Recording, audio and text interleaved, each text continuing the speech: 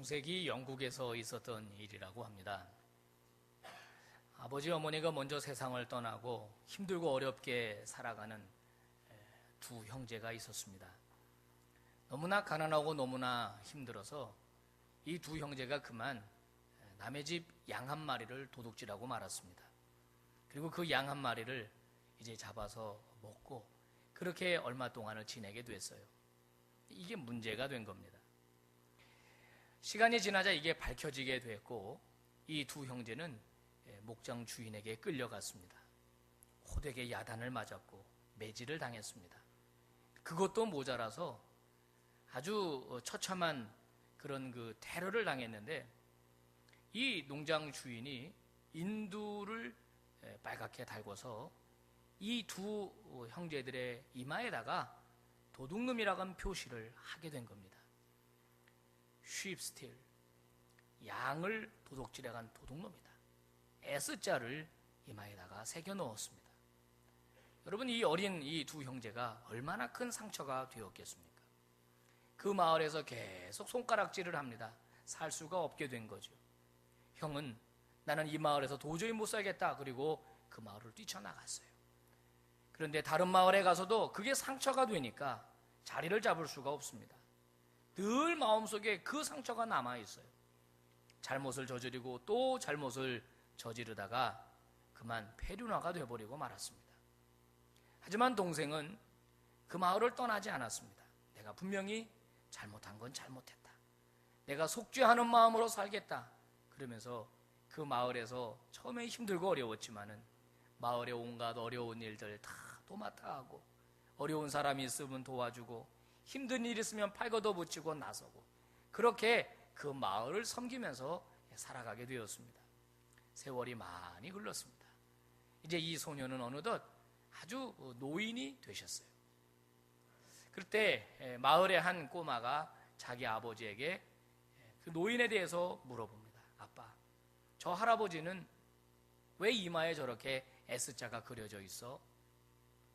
그 마을에 이사 온 지 얼마 안 된 이 아버지가 아빠도 잘 모르겠어. 하지만 마을 사람들한테 들어보니까 저 할아버지는 천사래. 하나님이 보낸 천사같이 살아가셔서 하나님이 아마도 그 이마에 세인트, 성자라고 하는 표시를 주셨나 봐. 이렇게 아이에게 설명을 했다는 겁니다. 여러분, 사람은 누구나 실수할 수 있고 잘못을 할 수 있습니다. 실수나 잘못이나 실패는 수치스러운 것입니다. 남에게 드러내기가 어렵지요. 그러나 이것이 오히려 약이 될 수 있습니다. 이것이 오히려 회복의 전기가 될 수 있습니다. 실패했지만, 실수했지만, 잘못했지만 이것을 거울 삼는다면 우리는 다시 한번 회복될 수 있고 더 나은 사람이 될 수 있다는 말입니다. 오늘 우리에게 주신 이 본문의 말씀에도 실패한 한 사람이 등장해요. 여러분 잘 아는 요나 선지자가 바로 그 사람입니다. 하나님께서는 요나를 부르셨습니다. 그리고 그에게 예언자, 사명자의 직분을 주셨습니다. 그에게 주신 사명은 무엇이냐? 너는 저 큰 성읍 니느웨로 가라. 그리고 내가 너에게 명령한 것을 그 성에게 선포하라 하는 그런 말씀이었습니다. 당시 니느웨 성은 아수르라고 하는 나라의 도시였습니다. 이 도시에 가서 하나님의 멸망을 선포하라 이렇게 말씀하셨어요. 요나서 1장 1, 2절 말씀해 보면 그에게 주신 하나님의 사명이 분명하게 기록이 되어 있습니다. 여호와의 말씀이 아미떼 아들 요나에게 임하니라. 이르시되 너는 일어나 저 큰 성읍 니느웨로 가서 그것을 향하여 외치라. 그 악독이 내 앞에 상달되었음이니라. 가서 외치라는 겁니다. 그 성읍의 악독이 내게 상달되었기 때문에 이제 이 성읍을 하나님이 심판하실 것이라고 하는 메시지를 선언하라고 했습니다. 하지만 요나는 하나님의 그 명령을 받들지 않았습니다. 고의적으로 피했습니다. 그래서 그는 하나님이 가라고 하신 쪽으로 가지 아니하고 정반대인 다시스라고 하는 곳으로 배를 타고 떠나게 되었습니다. 여러분, 하나님의 명령을 받든 예언자가 하나님의 명령을 수행하지 않는다면 그는 예언자라고 볼 수 없습니다. 그는 사명에 실패한 사람입니다. 그는 하나님의 명령을 거역한 사람입니다. 그래서 이제 이 요나는 하나님의 명령을 거역한 실패한 예언자가 될 수밖에 없는 것입니다. 저는 본문을 보면서 이상한 생각을 하나 하게 되었습니다. 여러분은 어떠신지 모르겠어요. 하나님이 이 니느웨를 심판하실 작정이라면 하나님이 그냥 하시면 되지 왜 굳이 요나를 통해서 예고하실까 하는 그 점입니다. 여러분, 하나님은 천지의 창조주이시고 주인이십니다. 역사를 섭리하시는 분입니다.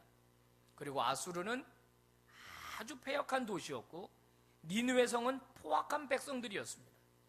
잘못했으니까 벌받으면 마땅하지요. 하나님이 심판하시는데 거기에 항거할 사람이 누가 있겠습니까? 그런데 하나님이 무슨 심판 예고제를 새롭게 도입하신 것도 아니고 굳이 가서 이 성이 멸망한다 이렇게 선포하라고 하신 이유가 뭐겠느냐라고 하는 겁니다. 우리는 그 안에 숨겨진 하나님의 그 숨은 뜻을 이해할 수 있어야 합니다. 저는 법에 대해서는 잘 모르지만 학교 다닐 때 일사부재리의 법칙이라고 하는 것을 배운 적이 있습니다. 어떤 죄를 지어서 한번 그 죄에 대해서 심판을 받게 되면, 재판을 받게 되면 다시는 그 죄를 다시 거론하면서 재판받을 수 없다고 하는 원칙이 일사부재리로 알고 있습니다. 그런데 여러분, 하나님의 법정은 좀 달라요. 하나님의 법정에는 희한한 법칙이 하나 작용되고 있습니다. 그것은 무엇이냐면 은혜의 원리라고 하는 거예요. 하나님께서 재판하셨습니다. 하나님이 심판하셨습니다. 그리고 멸망을 선고하셨습니다. 그러면 그것이 집행되어야 하는데 만약에 그 개인이나 공동체가 그 자기 잘못을 깨닫고 뉘우치고 회개하고 하나님 앞에 돌아오면 하나님께서는 멸망시키기로, 심판하시기로 작정한 그 선고를 무효화하신다는 거예요. 인간의 재판에는 일사부재리의 법칙이 적용되지만 하나님의 법정에는 은혜의 재판이 이루어질 수 있다는 것입니다. 그렇습니다. 하나님이 지금 요나를 통해서 이 니느웨 성읍의 멸망을 예고하신 이유는 바로 여기에 있습니다. 그 성을 멸망시키려고 하는 게 하나님의 본뜻이 아니에요. 하나님의 원래 목적이 아니다라는 말입니다. 하나님이 원하시는 것은 그 니느웨 성읍이 회개하고 하나님 앞으로 돌아오는 것을 하나님은 원하셨어요. 요나서 1장부터 4장까지를 천천히 읽어보면 그런 하나님의 뜻이 여기에 잘 나타나 있습니다. 물론 잘못했습니다. 물론 심판받아야 합니다. 그런데 그들이 회개하고 돌아올 때 하나님은 기뻐하셨어요. 그리고 하나님은 좋아하셨던 것입니다. 여러분, 그러면 이런 하나님의 마음을 누구보다 잘 아는 예언자는 바로 요나여야 합니다. 아버지의 마음, 자기를 파송하신 하나님의 그 마음, 누구보다 요나는 그것을 잘 알았어야 했습니다. 하지만 그의 마음은 하나님과는 반대였습니다. 여러분, 그가 하나님의 명령이 임했음에도 불구하고 하나님의 명령을 거역하고 다시스로 갔던 이유가 무엇입니까? 혹시라도 자기가 선포한 메시지를 듣고 이 성읍이 회개하고 돌아오면 어떡하나? 이들이 구원받으면 어떡하나? 하나님의 심판이 유보되면 어떡하나? 요나는 그게 싫었던 겁니다. 그러니까 아예 도망을 갔던 거예요. 그러나 그의 도망은 오래갈 수 없었습니다. 하나님은 그를 계속해서 붙잡으셨고 풍랑을 일게 하셨고 큰 물고기를 준비하심으로 그를 삼키게 하셨어요. 그는 물고기 뱃속에 들어가서 철저하게 회개합니다.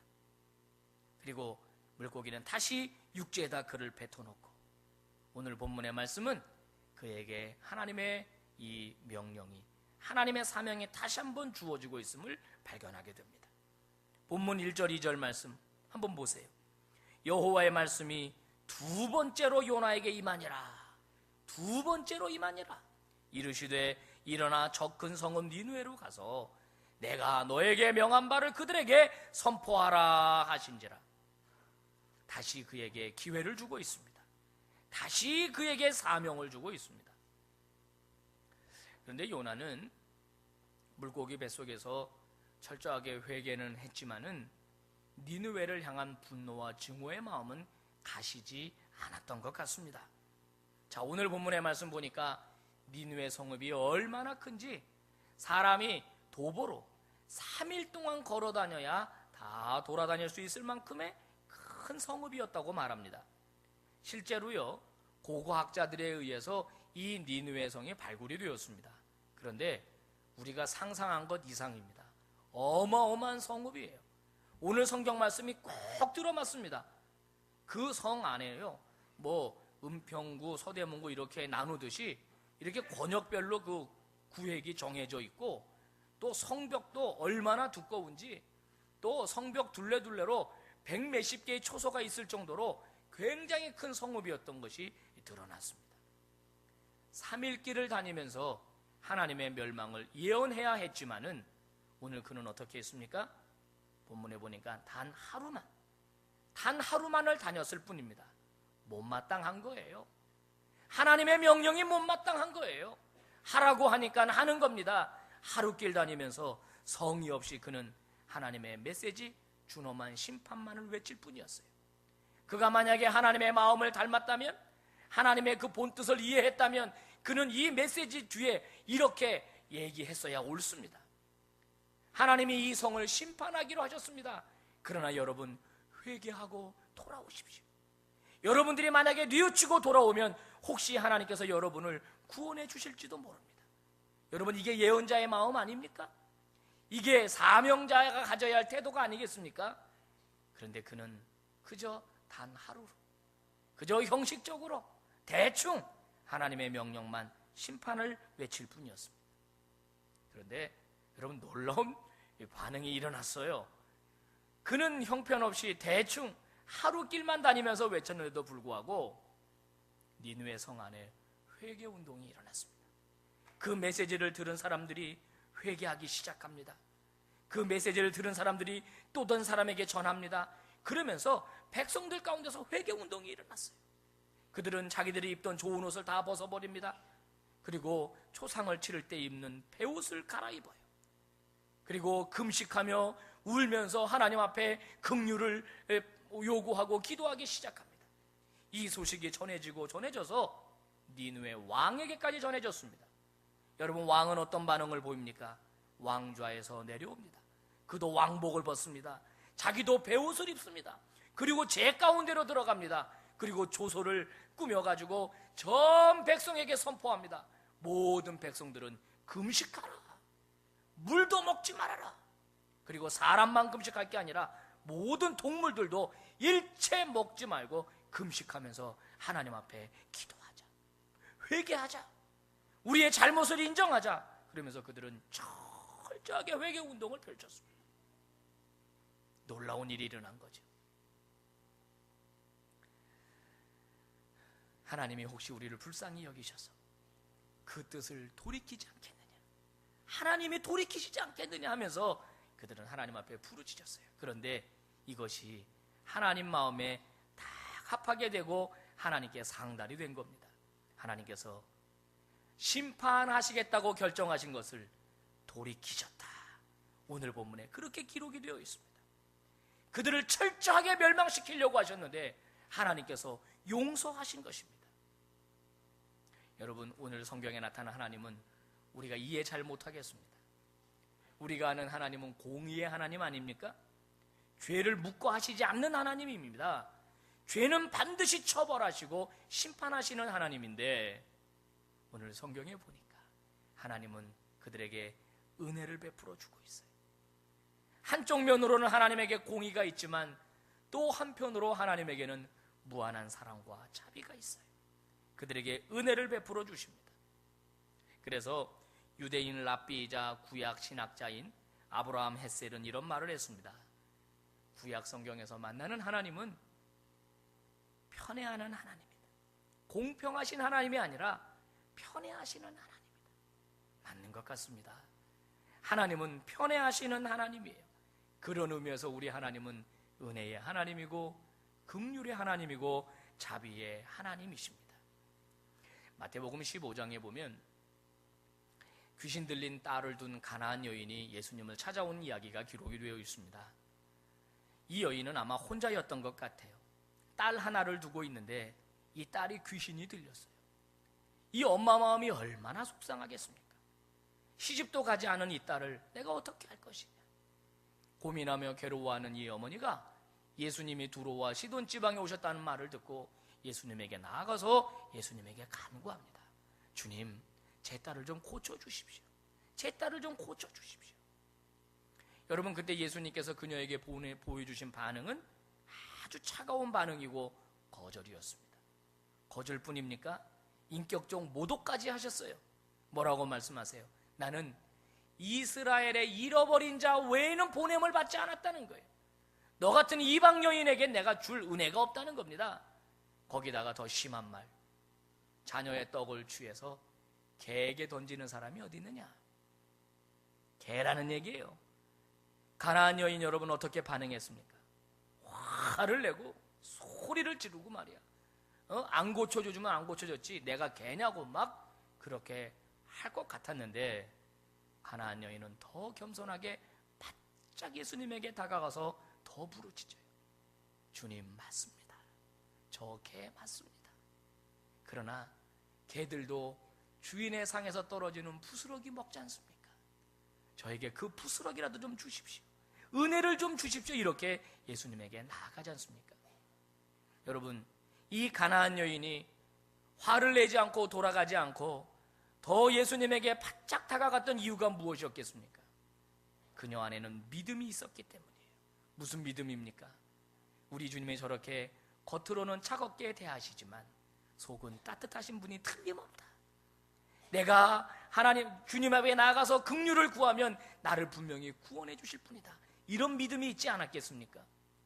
겉으로는 차별 대우하시는 것 같지만 이방인 어쩌고 저쩌고 하시지만 개 어쩌고 저쩌고 하시지만 나를 사랑하신다라고 하는 믿음이 있었기 때문에 가나안 여인은 예수님의 그 사랑의 품 안에 완전히 빠져들어갔던 것이.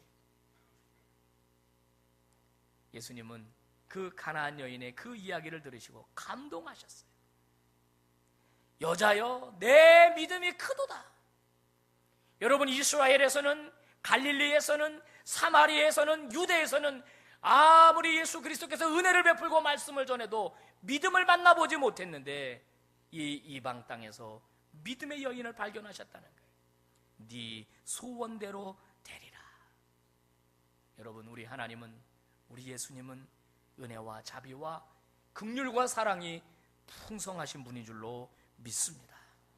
오늘 니느웨 사람들은 그것을 깨달은 거예요. 하나님의 마음을 깨달은 겁니다. 그리고 하나님 앞에 긍휼을 구합니다. 자비를 구합니다. 여러분, 그런데 오늘 요나는 어떻게 행동하고 있습니까? 요나는 정반대로 행동하고 있습니다. 그는 예언자입니다. 누구보다 하나님의 마음을 가장 잘 파악했어야 할 사람입니다. 그런데 그는 정반대로 행동하고 있습니다. 왜 이 땅을 멸망하지 아니하느냐?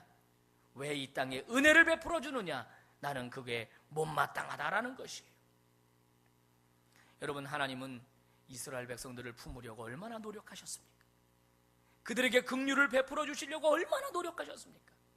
또 참고 또 참고 또 참고 예언자를 또 보내시고 또 보내시고 또 보내시고 이렇게도 해보시고 저렇게도 해보시고 남쪽에 있는 사람을 북쪽에도 보내시고 하나님은 갖가지 방법을 동원해서 그들에게 긍휼을 베풀어 주려고 하셨지만 이스라엘 사람들은 어떤 태도를 보여주셨습니까? 하나님을 거역합니다. 배교합니다. 우상을 따라갑니다. 우상 숭배를 합니다. 마땅히 하나님의 백성으로 살아야 할 윤리를 보여주지 않고 더 가난한 자를 압제합니다. 더 어려운 사람들을 핍박하는 그런 인생을 살지 않았습니까? 하지만 이 이방 나라 니느웨는 어때요? 몇 마디 말 듣고 그가 선포한 몇 마디 성의 없는 말 듣고 전부 회개하고 하나님 앞에 돌아왔어요. 그렇다면 요나는 이 사실에 감사했어야 합니다. 하나님, 나 같은 거 사용하셔서 나 같은 거 그저 대충 말했는데도 불구하고 하나님 뜻을 돌이켜 주셨군요. 하나님 감사합니다. 이 민족도 사랑하시는군요. 그래야 했습니다. 그리고 하나님이 다시 일어나 선포하라고 하실 때 하루길만 다니면 안 되죠. 사흘길 다니라고 했으니 그는 성실하게 했어야 맞습니다. 그리고 하나님의 마음을 가슴에 품고 그들에게 희망의 메시지, 긍휼의 메시지를 전해야 맞습니다. 멸망당할 것이지만 너희들이 혹시 돌아온다면 하나님이 다시 한번 너희들에게 기회를 주실지도 모른다.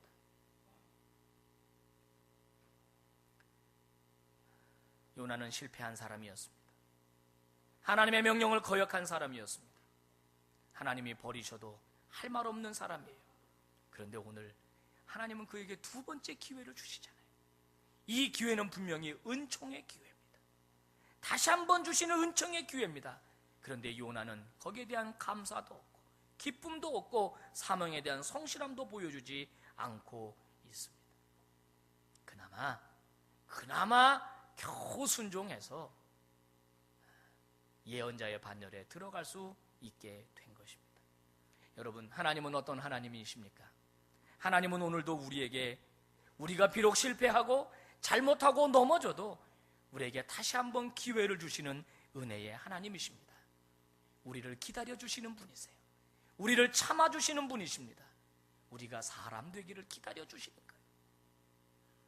만약에 우리 행한 대로 갚으신다면 저나 여러분이나 이 자리에 누가 설 수 있겠습니까?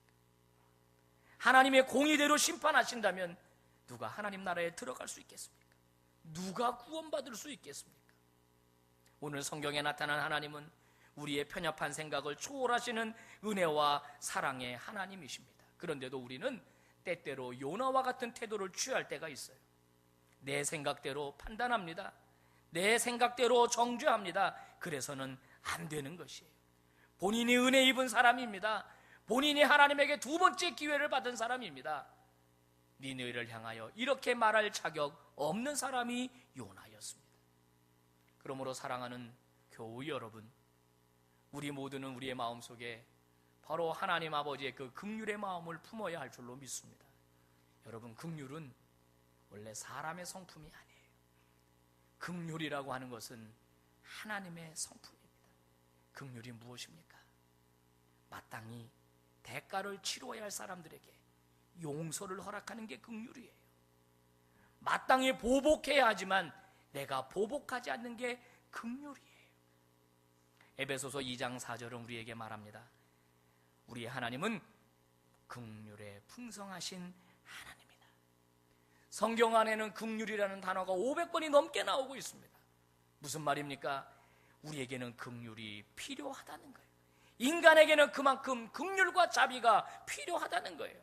하나님은 우리에게 심판을 유보하십니다. 우리에게 또 한 번의 기회를 주십니다. 기다려주시고 또 기다려주셔서 오늘 여기에 우리가 이만큼 된 것입니다. 사랑하는 여러분, 그러므로 우리는 우리의 판단을 멈추어야 합니다. 우리가 재판자의 자리에 서서는 안 됩니다. 우리가 마음대로 선고의 망치를 두드려서는 안 됩니다. 우리 개인이나 우리 공동체가 품어야 하는 것은, 우리 공동체가 배워야 하는 것은 바로 하나님 아버지의 이 긍휼의 마음입니다. 하나님의 이 긍휼이 저와 여러분에게 부어지기를 주 예수 이름으로 축복합니다. 사랑하는 교우 여러분, 은혜의 사람이 되십시오. 긍휼의 사람이 되십시오. 한 번 더 참아주십시오. 한 번 더 기다려주십시오. 그리고 하나님의 마음으로, 주님의 마음으로 저들을 용서하시기를 바랍니다. 여러분, 탕자는 아버지의 재산을 다 받아가지고 먼 나라에 가서 허랑방탕하고 다 낭비해버렸습니다. 그는 거지의 신세가 되어서 맨발로 아버지 앞으로 돌아옵니다. 그가 회개하고 돌아왔을 때 아버지는 그를 받아주었습니다. 그를 안아주었습니다. 그에게 가락지를 다시 끼워주었습니다. 아들의 신분을 회복시켜 주셨습니다. 삭개오는 매국노였습니다. 로마와 손을 잡고 민중의 고요를 빨아먹던 악덕 세리업자였습니다. 그러나 그가 예수 그리스도 앞에 돌아왔을 때 예수 그리스도는 이도 하나님의 아브라함의 자손이다라고 하면서 그에게 회복을 선포해 주셨습니다. 십자가에 달렸던 한 강도, 그의 삶은 악독했습니다. 배역한 삶을 살았습니다. 마지막 순간 예수님 우편에서 예수님을 인정하고 회개했을 때 예수님은 그를 낙원으로 데려가 주셨습니다. 현장에서 가늠하다 붙잡혀 온 여인, 이제 돌에 맞아 죽을 위기에 처해 있습니다. 그런데 예수님은 그에게 긍휼을 베풀어 주셨습니다. 나도 너를 정죄하지 않겠다. 다시는 가서 죄를 범하지 말라. 여러분, 누구나 실수할 수 있습니다. 누구나 실패할 수 있습니다. 누구나 잘못할 수 있습니다. 누구나 넘어질 수 있습니다. 그런데 여러분, 중요한 것이 무엇입니까? 낙심하지 않는 것입니다. 여러분, 죄를 지을 수 있지만 중요한 건 무엇이냐? 그 죄를 회개하는 거예요. 뉘우치는 겁니다. 하나님 앞에 다 토설하는 겁니다. 그럴 때 하나님께서는 우리에게 회복의 은혜를 더해 주십니다. 선지자는 말합니다. 우리가 여호와께로 돌아가자. 여호와께서 우리를 찢으셨지만 도로 낫게 하실 것이고 우리를 치셨지만 싸매어 주실 것이다. 너희 죄가 주홍 같을지라도 하나님 앞에 돌아와 회개하기만 하면 눈과 같이 희어질 것이며 양털같이 희게 되리라. 이것이 성경이 우리에게 주시는 긍휼의 메시지입니다. 여러분 가운데 실패한 분 계십니까? 넘어진 분 계십니까? 여러분, 우리가 넘어지고 실패했을 때 사탄은 우리 귀에다가 정죄의 메시지를 줍니다. 너는 형편없는 사람이라고 말합니다. 주저앉게 만듭니다. 사탄의 음성을 듣고 있으면 좌절하게 돼요. 낙심하게 됩니다. 포기하게 됩니다. 그러나 하나님의 메시지는 우리에게 용기를 줍니다. 오늘 성경은 뭐라 그래요? 일어나라. 내가 다시 두 번째 너희에게 사명을 주노라. 그리고 회개하고 돌아서 니느웨 백성들에게 뜻을 돌이키사 그들을 용서해 주시는 하나님이십니다. 죄를 범했어도 한 번 더 기회를 주시고 잘못했어도 한 번 더 용서해 주시고 은혜를 베풀어 주시는 우리 하나님이십니다. 사랑하는 성도 여러분, 낙심하지 마시기를 바랍니다. 하나님 안에서 희망을 가지시기를 바랍니다. 내가 회개하면, 내가 돌이키면, 나에게 주신 다시 두 번째의 기회를 우리가 하나님 앞에서 성실하게 감당하면 하나님은 우리를 다시 사용하십니다. 우리를 다시 쓰십니다. 오늘 성경에서 하나님은 요나를 다시 불러주셨습니다. 그는 하나님의 명령을 거역하고 다른 길로 갔던 실패한 예언자였습니다. 그런데 하나님은 그를 다시 부르셨어요. 그에게 다시 한번 기회를 주십니다. 하나님은 저와 여러분을 부르셔서 저와 여러분에게도 다시 한번 기회를 주십니다. 우리에게 다시 주어진 기회, 여러분 선용할 수 있게 되기를 바랍니다. 오늘 요나에게 뭐라고 말합니까? 일어나라. 그리고 내가 너에게 명한 바를 다시 그들에게 선포하라. 오늘 우리에게도 말씀합니다. 일어나라. 내가 너에게 두 번째 기회를 주니 내가 너에게 부탁한 사명을 잘 감당해다오. 하나님의 놀라운 은혜와 긍휼과 자비가 여러분 가운데 풍성하기를 주의 이름으로 축복합니다. 기도하겠습니다. 하나님 아버지, 참 고맙고 감사합니다. 하나님께서 저희들을 용서하지 않으셨다면 저희들이 이 자리에 앉아 있을 수 없는 사람들입니다. 하나님이 다시 한번 저희들에게 긍휼을 베풀어 주시지 않았다면 저희들의 인생은 끝나버린 인생입니다.